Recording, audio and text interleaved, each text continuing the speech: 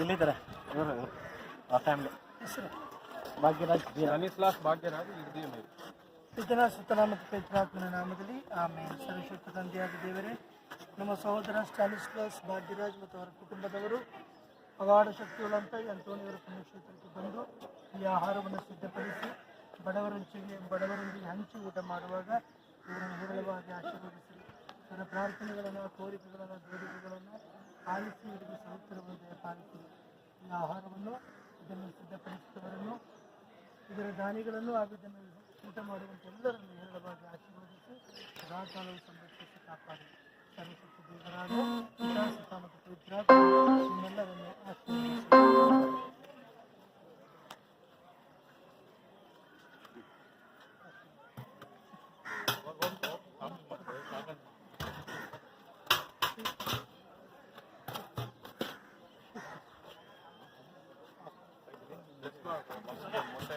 ಹಾಂ